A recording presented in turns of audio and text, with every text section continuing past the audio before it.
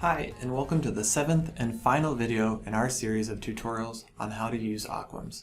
This tutorial focuses on using the export options. When you click on the Exports tab, you see 5 tiles for Result Summary version 1, Result Summary version 2, Crosstab, Standard, and Standard Abbreviated Exports. Most users prefer to use the Standard Abbreviated Export because it provides the most data with few empty columns, but this will depend on the purpose of your query. The initial steps for creating 3 of the 5 types of exports will be the same as creating a query, so I'm going to use the conditions of a previous query for this example.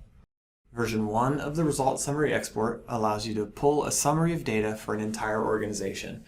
The second version of the Result Summary Export allows you to pull a summary of data within an absolute or relative date range for a specific organization or set of organizations. The Options tab allows you to further customize how the results are grouped and how the result counts are created. This export is a very compact description of the data.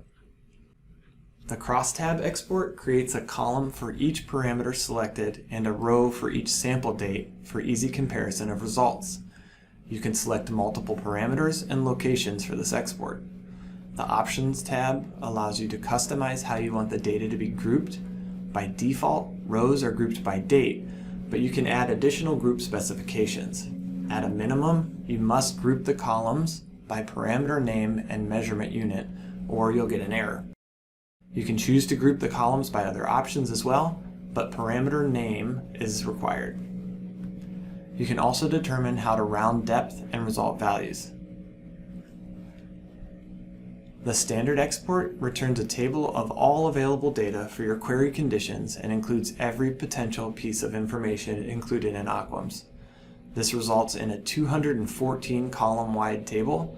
Many of the columns may not be populated, but you do receive all the information that is available. Because of the inclusion of excess columns, the standard abbreviated export is preferred by most users.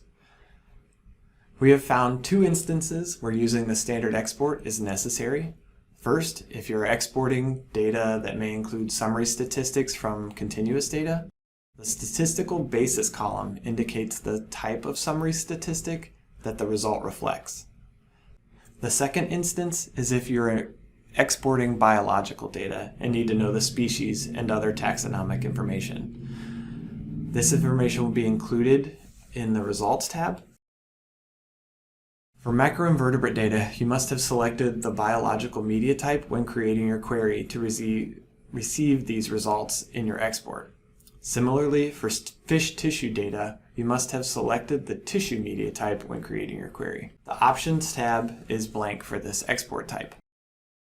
Finally, the standard abbreviated export is very similar to the standard export, but only includes 62 columns. The Options tab for this export type is also blank. As mentioned at the beginning of this video, this export type is the most commonly used of the available options.